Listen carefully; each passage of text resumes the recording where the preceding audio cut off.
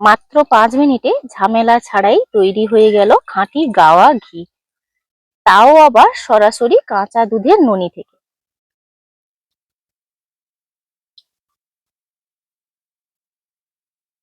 নমস্কার বন্ধুরা, আমার চ্যানেলে আপনাদের সবাইকে স্বাগত। আজকে বিনা ঝামেলায় ঘি বানাবো। কোনো রকম ঘন্টার পর ঘন্টা হাত দিয়ে ফেটানোর দরকার নেই। সরাসরি কাঁচা দুধ থেকে আপনারা ননিটা নিয়ে কিন্তু ঘি বানাতে পারবেন। চলুন কি পদ্ধতিতে বানাচ্ছি দেখে নেওয়া যাক। আচ্ছা, এখানে ঘি বানাতে গেলে বা খাঁটি ননিটা পেতে গেলে গরুর দুধের প্রয়োজন, খাঁটি গরুর দুধ। তো এই যে দুধটা দেখছেন, এই দুধটা আমি ফ্রিজে রেখে দিয়েছিলাম। প্রত্যেকদিন আমাদের ঘরে 500 করে দুধ আসে, আর এই দুধটা ফ্রিজে রাখার কারণে ননিটা দেখুন উপরে কিন্তু উঠে এসছে। এই যে এইটা হলো ননি।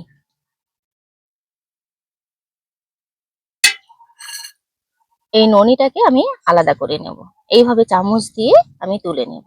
এই যে দেখুন, খাঁটি গরুর দুধ আপনারা একটু ঠান্ডা জায়গায় বা ফ্রিজ না থাকলেও এই ঠান্ডার সময় বাইরে রেখে দিলেও কয়েক ঘন্টা পর দেখবেন এরকম ননি ভেসে ওঠে। এটা কিন্তু জাল করা দুধ নয়।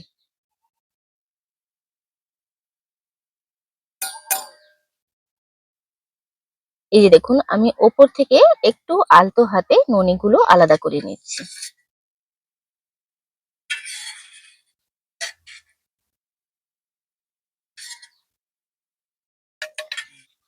এইভাবে আমি ননিটা তুলে নিয়েছি। এই যে গাইয়ের দুধটা দেখছেন, এটা কিন্তু আবারও একটু ফ্রিজে রেখে দিলে 1-2 ঘন্টা আবারও কিন্তু কিছুটা ননি ভেসে উঠবে। প্রথমের মতন অতটা না ভাসলেও কিন্তু আরেকটু পরে আবারও একটু ভাসবে। তো এটা আবারও কিন্তু রেখে দেবো আমি। আমি কিন্তু এইভাবে 3 দিনের ননি তুলে রেখেছি এখানে। আর এটা যে আমি তুললাম, এটা এখনকার ননি। এটা সরাসরি কাঁচা দুধ থেকে ননিটা তোলা হয়েছে। এটা কোনো দুধের সর নয়, জাল দেওয়া দুধের সর নয়। এই দুটো ননি আমি একসঙ্গে করে নিলাম। বারবার ভিডিওটা দেখাতে গেলে কিন্তু অনেকটাই বড় হয়ে যাবে, তার কারণে আমি আগে থেকে কিছুটা ননি এইভাবে 3 দিনের তুলে রেখেছি। টোটাল এখানে 2 কেজি দুধের ননি আছে। একটা কড়াই বসিয়ে দিয়েছি, সরাসরি এই ননিটা কিন্তু কড়াইয়ের মধ্যে দিয়ে দেব।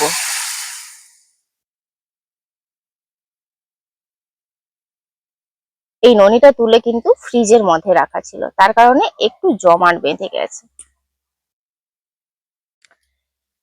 এইভাবে সরাসরি ননিটাকে জাল দিয়ে কিন্তু ঘিটা তৈরি হবে। এইভাবে জাল দিতে থাকবো। জাল দিতে দিতেই দেখবেন আপনা আপনি উপর থেকে মাখনটা তৈরি হয়ে যাবে।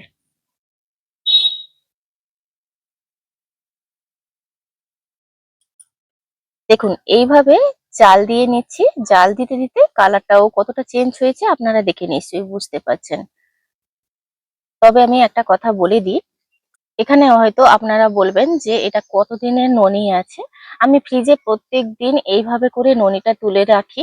সেখানে 2 থেকে 3 দিন হতে পারে বা 3 থেকে 4 দিন হতে পারে, এরকম ভাবেই কিন্তু আমি তুলে রাখি।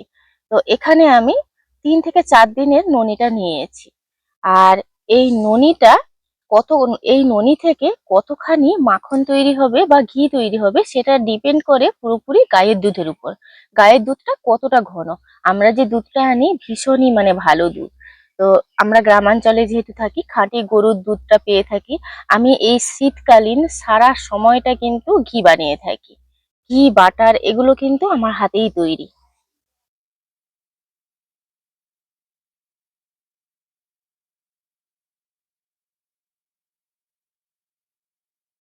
দেখুন ননিটাকে এইভাবে মিডিয়াম জাল দিয়ে ফুটিয়ে নিচ্ছি। ফুটানোর সঙ্গে সঙ্গে আপনারা দেখতে পাচ্ছেন সাইড থেকে কিন্তু হালকা হালকা করে তেল ছাড়ছে।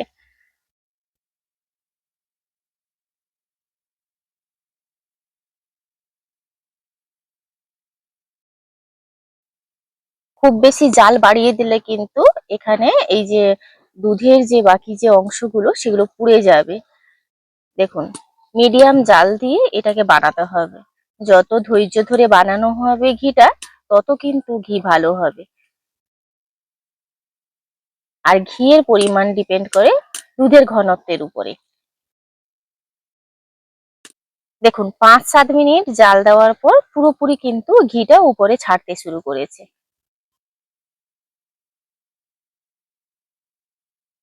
আর কি যে দারুণ একটা স্মেল উঠছে, কি বলবো। খাঁটি গাওয়া মানে ঘি ঘরে তৈরি হলে পাড়া প্রতিবেশী জানতে পারবে।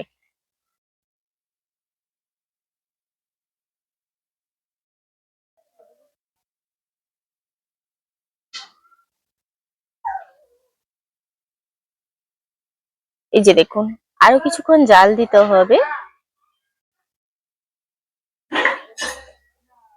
উপরে এইভাবে বাবলসটা তৈরি হচ্ছে।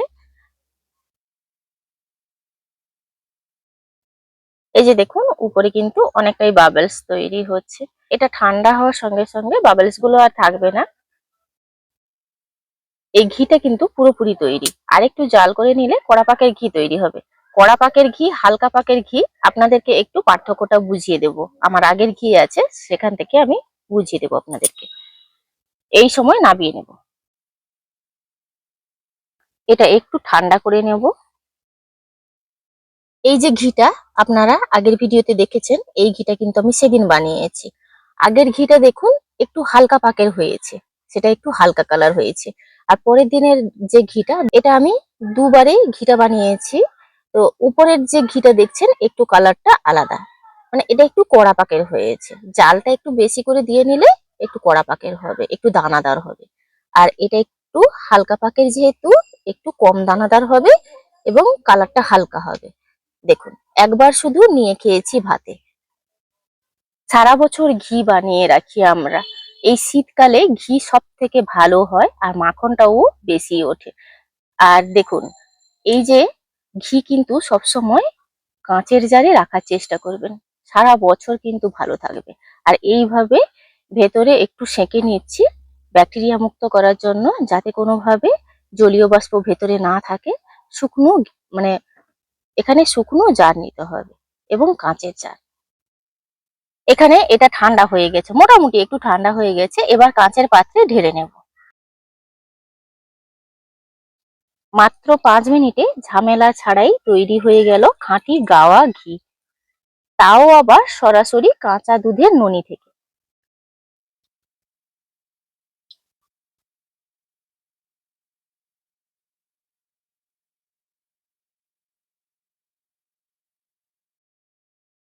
চামচ দিয়ে খুব ভালোভাবে চিপিয়ে কিন্তু ঘিটাকে আমি আলাদা করে নিয়েছি।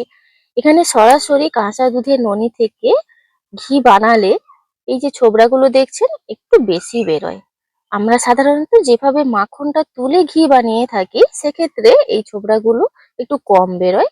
আর এক্ষেত্রে একটু ছোবড়াটা বেশি বেরোয়, কিন্তু ঘিয়ের পরিমাণ একই বেরোবে। আর তো আপনারা দেখলেন সরাসরি কাঁচা দুধ থেকে কিভাবে আমি ঘিটা বানালাম। আর ঘি কিন্তু সাধারণত আমরা গ্রামাঞ্চলে থাকি, বরাবরই ছোটবেলা থেকে বানিয়ে আসছি। দেখি যে ঘি শীতকালে ঠান্ডার সময় জমে যায়, এটা তো স্বাভাবিক ব্যাপার। খাঁটি ঘি কিন্তু জমে, আর এমনি গরমের সময় তেমন একটা জমে না। এটা যে দেখলেন, এটা সঙ্গে সঙ্গে বানিয়েছি বলে এটা জমাট বাঁধেনি, ঠান্ডা হওয়ার সঙ্গে সঙ্গে জমাট বেঁধে যাবে। কিন্তু এটা আগে থেকে বানানো যেহেতু, দেখুন পুরো একদম জমাট বেঁধে গেছে। আজকের ভিডিওটি এখানেই শেষ করছি। দেখা হচ্ছে পরবর্তী একটা নতুন পর্বে। ভিডিওটি ভালো লাগলে লাইক, শেয়ার, কমেন্ট করবেন। আপনারা সবাই ভালো থাকবেন, সুস্থ থাকবেন, সাবধানে থাকবেন। দেখা হচ্ছে নতুন পর্বে।